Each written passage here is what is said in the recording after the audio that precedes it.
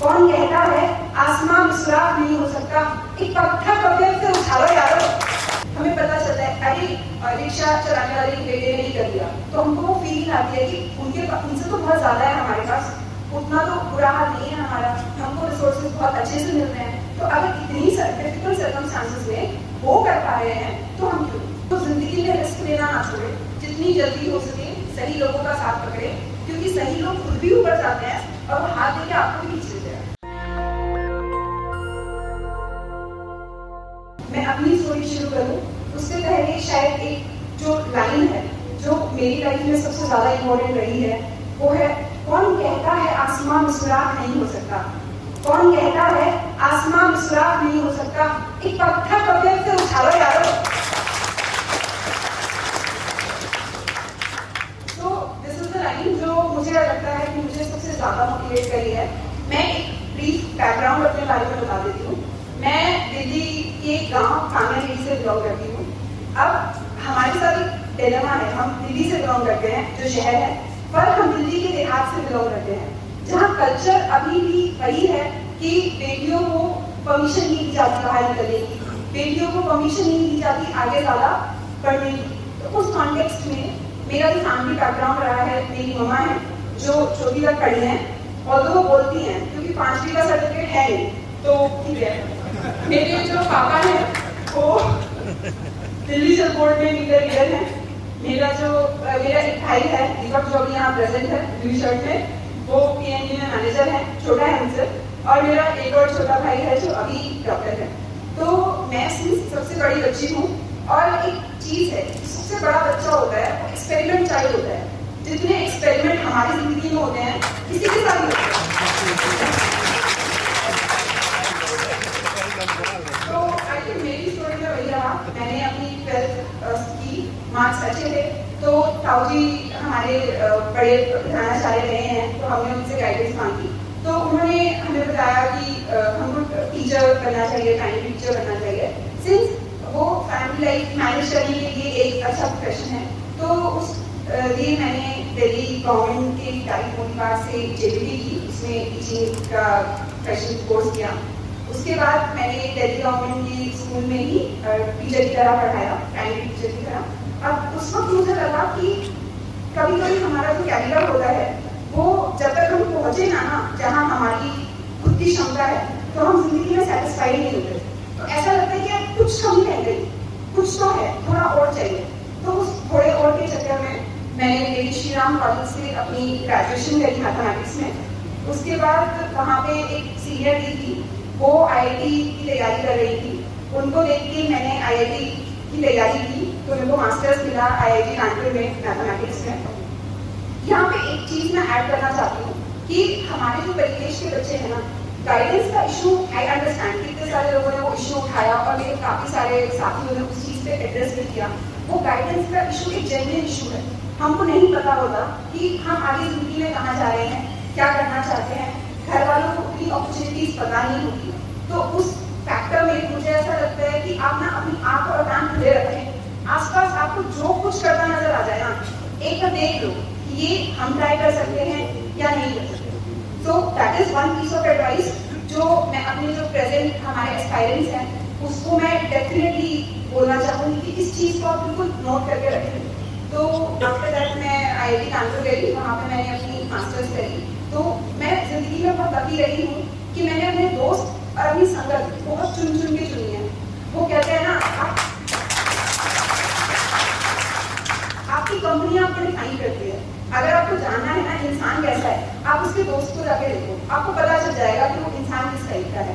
तो उस सेंस में मैंने बहुत कोशिश करी कि जो अच्छे लोग हैं मैं उनका साथ रखूं, और भगवान का बहुत बहुत शुक्रिया भी है, सबका आशीर्वाद भी है। मुझे बहुत अच्छे लोग मिले हैं और बहुत अच्छे दोस्त मिले हैं, और मैं उस चीज के लिए कभी भी उन लोगों को कितना भी थैंक बोलूं वो हमेशा ही कम पड़ेगा। तो मेरे एक दोस्त ने अप्लाई किया था फ्रांस में इंटर्नशिप के लिए। अब मैं बहुत नॉर्मल फैमिली से आती हूँ, तो ऐसा नहीं है कि मेरे पास बहुत सारा पैसा है और मैं फ्रांस चली जाऊँ या मैं अब्रॉड चली जाऊँ, तो वही कॉन्टेक्स्ट हमेशा दिमाग में रहता है। तो उस वक्त मेरे दोस्तों ने मुझे एडवाइस किया कि तुम अप्लाई कर लो, अगर हो गया तो पैसे की बात तो बाद में देखेंगे ना, पहले अप्लाई करो, अगर नहीं हुआ तो टेंशन ही है, फिर तो कुछ इशू ही नहीं है। तो मैंने उनकी बात मान के अप्लाई किया and I was very lucky कि मुझे स्कॉलरशिप वहीं से मिल गई। जो मेरे प्रोफेसर थे उन्होंने मुझे स्कॉलरशिप दी, मेरे आने का खर्चा, जाने का खर्चा, रहने का खर्चा और मुझे खुद के खर्चे के लिए, खाने के लिए, घूमने के लिए उन्होंने पैसा भी प्रोवाइड किया। तो मैंने कुछ टाइम स्पॉन्सर्ड रिसर्चर की तरह काम किया University of Saint Andrews United Kingdom में। अब वहाँ पे उन्होंने सिर्फ मेरे काम को थोड़ा देख के उन्होंने मुझे अपॉर्चुनिटी दी कि मैं यूके में अपनी PhD कंप्लीट कर सकती हूँ। लेकिन मैंने ये सोचा और उन्होंने मुझे एक बहुत अच्छा ऑप्शन दिया जो अब्रॉड में अवेलेबल हो गया है कि ये ऑप्शन आपके पास अगले साल तक भी अवेलेबल है।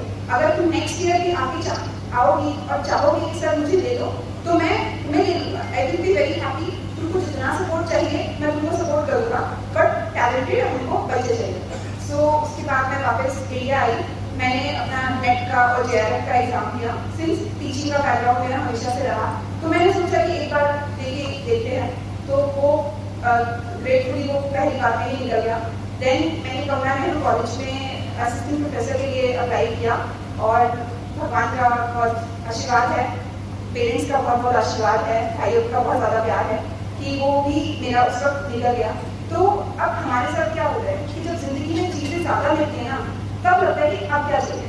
सो आई थिंक वो मेरी लाइफ का टर्निंग पॉइंट था जब मैंने ये असेस करा कि क्या मैं अभी तक सोच रही थी कि मैं टीचिंग में प्रोफेसर बन जाऊँ और मैं खुश रहूँगी, वो असेसमेंट मुझे उस वक्त हुआ कि नहीं और कुछ चाहिए जिंदगी में, थोड़ा और बेटर चाहिए।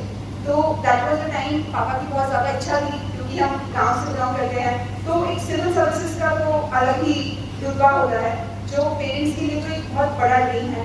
आई एम वेरी सरप्राइज्ड, मेरे को ये डेटा 2 दिन पहले बताया गया कि हमारे जो 17 गाँव हैं दिल्ली देहात के यादों के जो गाँव हैं उसमें से आज तक सिर्फ 2 लोगों का UPSC क्लियर हुआ है।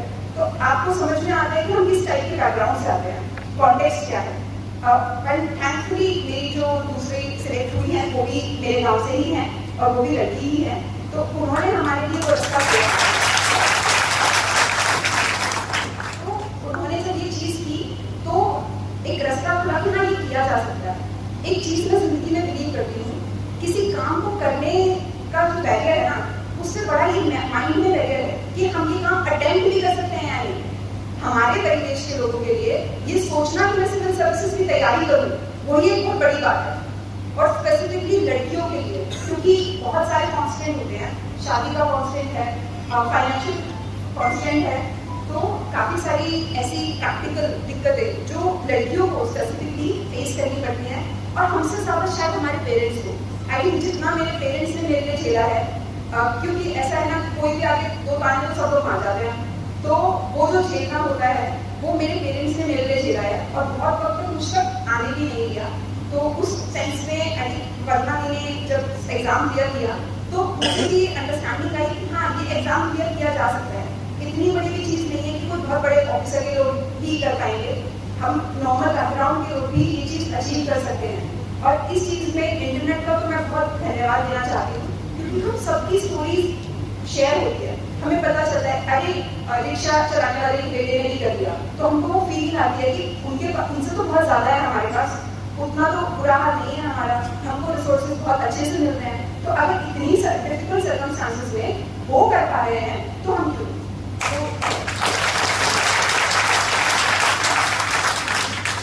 तो ये ही मेरी सिविल सर्विसेज की जर्नी। इसमें आई थिंक जो बिगेस्ट सपोर्ट मेरा रहा मेरे पेरेंट्स ने, मेरी मॉम ने बहुत ज़्यादा सपोर्ट किया है, बट आई वुड स्पेसिफिकली से कि मेरे भाई ने बहुत ज़्यादा सपोर्ट किया है। हमारे समाज में जो भाई होते हैं ना, भाई के लिए तालियां बजाते हैं, भाई के लिए। आई थिंक हमारे समाज में स्पेसिफिकली गाँव की मैं बात कर रही हूँ, शहरों का तो अलग हो सकता है। गाँव में हम पापा से ज़्यादा भाई से डरते हैं कि भाई ने ये बोल दिया ऐसे नहीं होगा, लड़की है बाहर नहीं जाएगी। बट मेरे भाई ने कोई भी कमी मुझे छोड़ी नहीं है, उसने हमेशा मुझे सपोर्ट किया कि अगर तुमको ये करना है तो I am there with you, तुम करो, जितना तुम ट्राई कर सकती हो तुम करो। तो वो तो एक स्पेशल प्लेस है जो कभी नहीं करेगा लाइफ में। सो अभी पिछले साल मैंने इंटरव्यू दिया था बट हो नहीं पाया, बट थैंकफुली इस बार क्लियर हो गया। आई गॉट 385 रैंक, तो आई एम वेरी थैंकफुल। अब जो बच्चे हैं हमारे, जो सभी लोगों ने बहुत ज़्यादा अच्छे से गाइड किया है एंड आई वुड से कि आप जितना भी उन लोगों ने बोला है वो सब बिल्कुल सोने के शब्द हैं कि आप उनको बिल्कुल गांठ बांधे और जिंदगी में ज़रूर और बिल्कुल नहीं करूँगी। मैं अपना कुछ ऐड करना चाहती हूँ। 3 लेसन मैंने जिंदगी में सीखे। तो मेरी जर्नी में सबसे पहला बैरियर ये रहा कि मैं तो टीचिंग लाइन में जा चुकी हूँ, अब इतने टाइम पे मैं कैसे चेंज करूँ। वो एक जॉब छोड़ने, सरकारी जॉब छोड़ने का जो रिस्क है, वो रिस्क लेना बहुत बड़ा स्टेप होता है। तो ऐसा है कि इकोनॉमिक्स में जैसे कि with higher risk for higher return you have to face higher risk. अगर रिस्क हाई है तो ही रिटर्न हाई होगा। तो जिंदगी में रिस्क लेना ना छोड़े। अगर आपको कुछ भी करने की इच्छा है सिविल सर्विसेज में, कुछ भी, तो जिंदगी में वो मलाल ना रह जाए कि यार मैंने किया, काश करता तो हो जाता या करती तो हो जाता। वो मलाल जिंदगी में मत रखिए, क्योंकि आपको जो नौकरी करनी है वो 60 साल की उम्र तक करनी है, और अगले 35 साल, अगले 30 साल आप बैठ के ये सोच के रोते रहे कि उस वक्त किया होता तो आज मैं कहाँ होता। वो मत कीजिए। अपने 2-3 साल बचाने के चक्कर में अपनी जिंदगी के 35 साल और उससे भी ऊपर मत बचा। सेकेंड चीज जो मेरी जिंदगी में बहुत इंपॉर्टेंट रहा है, मुझे बहुत सारी चीजें सिर्फ इसलिए नहीं है क्योंकि मेरे दोस्तों ने मुझे वहाँ गाइड किया है। तो अपनी संगत बहुत ज्यादा अच्छी बनाए रखें। अगर आप किसी एक गलत इंसान के साथ हैं तो ये याद रखिए कि दोस्त हमेशा नहीं रहते आपके साथ, आपकी फैमिली भी नहीं रहती हमेशा तो आपके पेरेंट्स भी नहीं रहेंगे, आपका भाई भी नहीं रहेगा, तो दोस्त तो क्या ही चीज है। तो अगर आपको लग रहा है कि किसी इंसान की संगत आपके लिए फायदेमंद नहीं है तो उसे छोड़ने में देरी ना करें। जितनी जल्दी हो सके सही लोगों का साथ पकड़े, क्योंकि सही लोग खुद भी ऊपर जाते हैं और वो हाथ देके आपको भी खींच लेते हैं। और आप कितनी कोशिश करें कि नहीं मेरे को ऊपर नहीं जाना, वो खींच के बुला देंगे, ऐसे कैसे नहीं आओगे, ऊपर आओ। तो वो एक चीज है जो बहुत ज्यादा इंपॉर्टेंट है। और तीसरी है कि जब जागो तभी सवेरा। तो जब भी कुछ ट्राई करने का मन करे तो उसी वक्त ये मत सोचिए कि देर हुई, भूल हुई, कुछ भी हुआ, तभी के तभी उस चीज को चालू कीजिए। और अंत में जहाँ चाह है वहाँ रहा है, रास्ता तो हम बना ही लेते हैं। अगर आपने कोई ऐसा रास्ता चुना है जहाँ पहले कोई नहीं चला, तो आप किसी और के लिए रास्ता बना रहे हैं ना, एक पगड़ी तो किसी के लिए छोड़ के जाएंगे, कुछ तो नया करेंगे। थैंक यू बोलना चाहती हूँ, बिकॉज अभी ऐसा है ना कि बाकी सब लोग सभी मॉडर्न मम्मी आपको दिख रही है वो पल्लू नहीं करे हुए हैं। मेरी मदर इन लॉ पल्लू करती है क्योंकि हम गाँव में हाथ से ब्लॉग करते हैं, मेरे ट्राउजर वगैरह सब यहाँ है। तो वो पहली बार अपने सर से उन्होंने वो पल्लू कैसे हटाया है, वो पगड़ी बांधने के लिए अपॉर्चुनिटी जो मुझे अभी सजेस्ट हुआ है। करेंटली मैं राजस्थान स्टेट सर्विसेज में काम कर रही हूँ एज ए ग्रुप ऑफिसर। तो आप जो सिविल सर्विसेज की प्रिपरेशन कर रहे हैं, आप जरूर स्टेट सर्विसेज के लिए अप्लाई करें।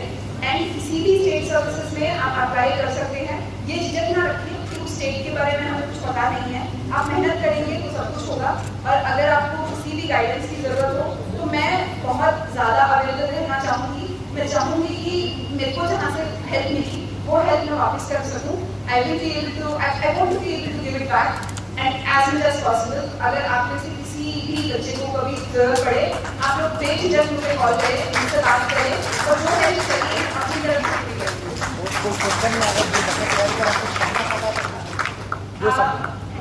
एक और चीज़ है, मैं आपको 2 रिसोर्सेज बता देती हूँ। एक तो सर्विकॉन एजुकेशन सोसाइटी जो SC/ST OBC और गर्ल को रेजिडेंस प्रोवाइड करती है ओल्ड राजेंद्र नगर में।